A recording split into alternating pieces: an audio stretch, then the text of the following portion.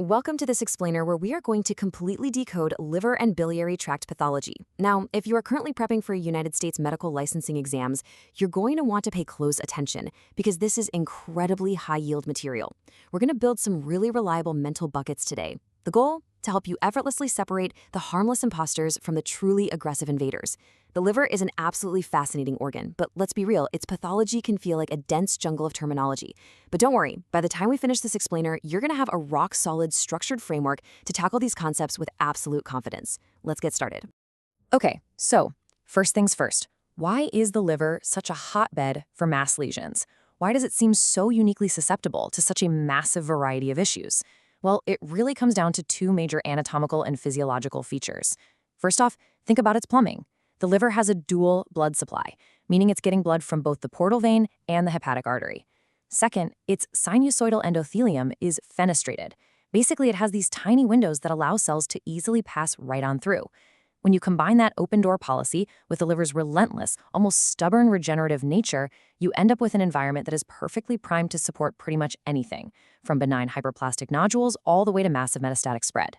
So, to make this complex taxonomy easily digestible, we're going to use a strict categorical escalation. Here is our agenda. 1. Benign and non-neoplastic lesions. 2. Primary liver malignancies.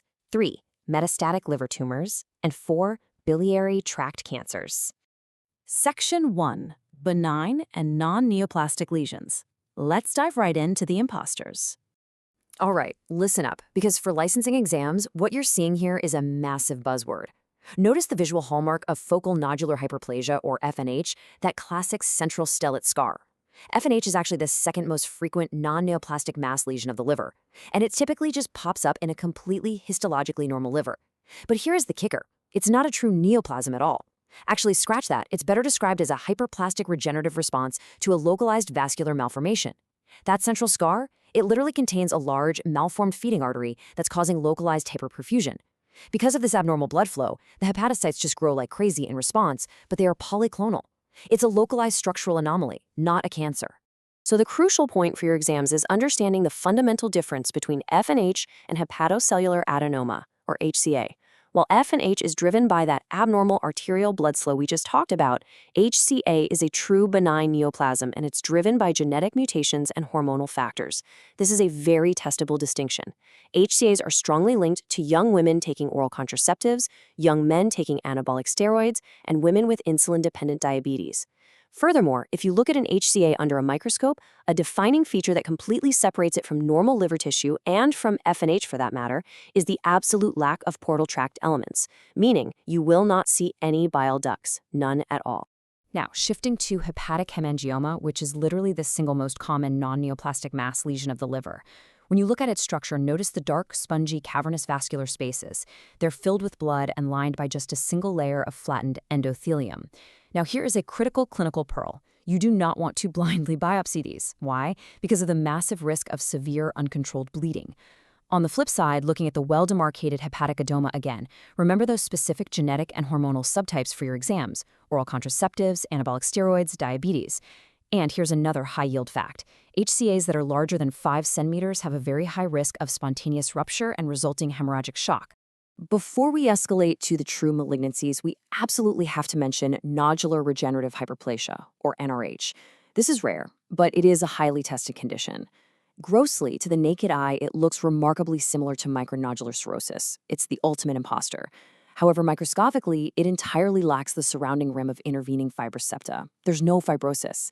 So why does it happen?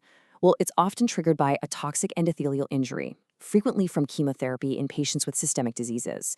This injury causes a hypercoagulable state and thrombosis of the small portal vein branches. This leads to this crazy patchwork of atrophy and hyperplastic regeneration. Patients can even present with overt portal hypertension without having any true cirrhosis at all.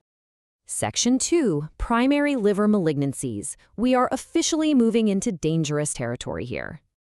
Taking a quick look at pediatrics, hepatoblastoma is an absolute standout for board exams. You need to know this one. It is the most common primary hepatic malignancy in early childhood, typically striking right in the first 2 years of life.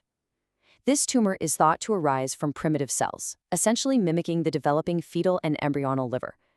Histologically, it can be purely epithelial, or it can be a mixed epithelial and mesenchymal type, meaning it can contain bizarre things like striated muscle, osteoid, and even cartilage. But the molecular key here, that's the CTNB1 gene. Most sporadic cases have mutations in this specific gene, which inappropriately activates the WANT signaling pathway. Also, definitely keep an eye out for highly elevated serum alpha-fetoprotein, or AFP, in these young patients. That's a huge clue. And now we reach the true heavyweight, hepatocellular carcinoma, or HCC. This bad boy makes up 85 to 90% of all liver cancers.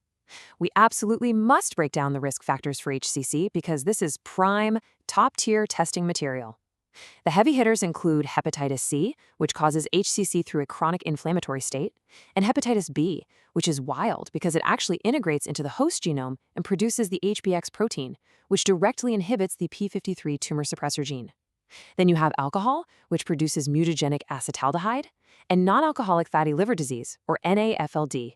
And finally, aflatoxin B1. Do not forget this one.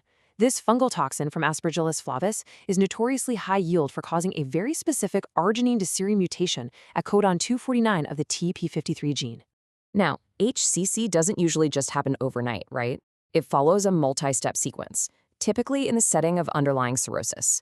It walks us step by step from a microscopic hyperplastic focus to dysplastic foci, which is where you might start seeing small cell or large cell changes with nuclear hyperchromasia.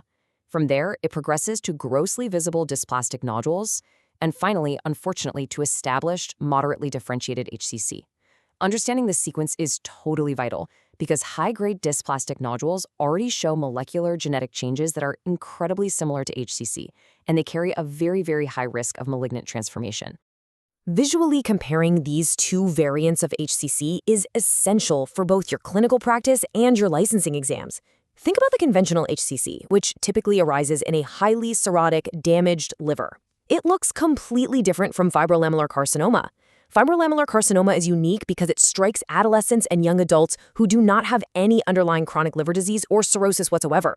Their livers are otherwise totally healthy. On gross examination, it has this very distinct yellow-brown appearance with a central fibrous scar. And microscopically, you're going to see cords of large eosinophilic tumor cells separated by dense collagen bundles that are arranged in parallel lamellae. It is a very distinct clinical and pathological entity. Section 3, Metastatic Liver Tumors. We are shifting our narrative away from primary mutations to focus on external invaders. 45%. This number is staggering, and it's a critical fact you just have to memorize. Metastatic disease accounts for a massive 45% of all liver tumors.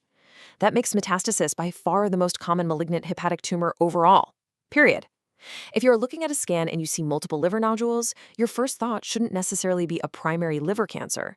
Your brain should immediately jump to metastatic spread. So why is that 45% even possible?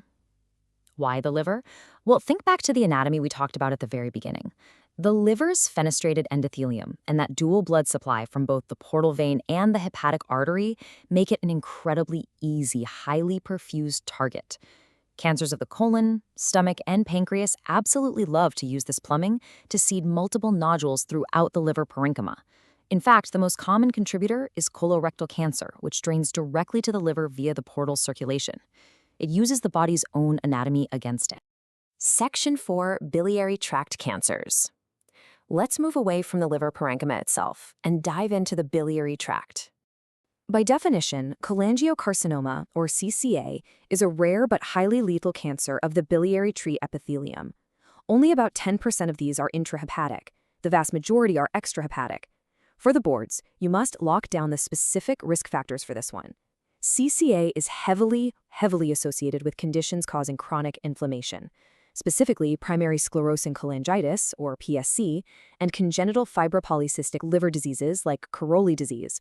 Furthermore, in regions like Southeast Asia, endemic chronic parasitic infestations of the biliary tract, like liver flukes, result in CCA actually being more common than HCC in those specific areas. When we visualize this tumor, notice the firm white-gray appearance that can sometimes completely replace an entire lobe of the liver. This dense, hard, gritty texture is all owing to the extensive, fibrous, desmoplastic stroma that gives it what we call a serous look under the microscope. And unlike conventional HCC, Intrahepatic cholangiocarcinoma typically occurs in a non-cirrhotic liver. Now, the extrahepatic variants might be much smaller in size, but they present early. Why? Because they physically block the biliary tree, leading to obstructive jaundice, pale stools, and dark urine. Moving down to the gallbladder, let's rapid fire the high-yield risk factors for gallbladder carcinoma. This is the most common malignancy of the biliary tract. Again, we have to emphasize the massive role that chronic inflammation plays here. Gallstones are present in up to 90% of patients with this cancer. The classic board exam buzzword you have to look out for is the porcelain gallbladder. That's a calcified gallbladder resulting from chronic cholecystitis, and it carries a really high risk for carcinoma. Other key risk factors: female gender, obesity, large adenomatous polyps over 1 centimeter, and interestingly enough, chronic Salmonella typhi infection, particularly in South American demographics. This disease is a slow burn, progressing over 10 to 15 years through a dysplasia to carcinoma sequence. When we look at a bisected gallbladder with this carcinoma, we can clearly see the exophytic, cauliflower-like intraluminal tumor growth, which most often involves the fundus. Microscopically, it actually closely resembles pancreatic ductal adenocarcinoma, featuring these malignant glands embedded in a desmoplastic stroma. Honestly, it's a grim visual, and unfortunately, it matches a very grim clinical reality. Gallbladder carcinoma carries a terrible prognosis. Its symptoms are just so vague and nonspecific, meaning it presents very, very late in the game. By the time it is finally diagnosed, it is usually completely unresectable, leading to a median survival of just 5 months. So, as we wrap up this explainer, we're left with a massive, forward-looking question. We've traced the pathology all the way from benign regenerative nodules to aggressive lethal carcinomas. And throughout it all, we've heavily emphasized the underlying genetics, like the WNT and beta-catenin pathways in hepatoblastoma and hepatic adenomas, or those specific TP53 mutations from aflatoxin exposure in HCC. If we can so accurately categorize and understand the precise genetic mutations driving these diverse mass lesions, how close are we to finally turning off those pathways and neutralizing these diseases for good? It's a huge frontier in medicine. Thank you so much for joining me in this explainer. Keep these mental buckets organized, keep crushing your studies, and I'll see you next time.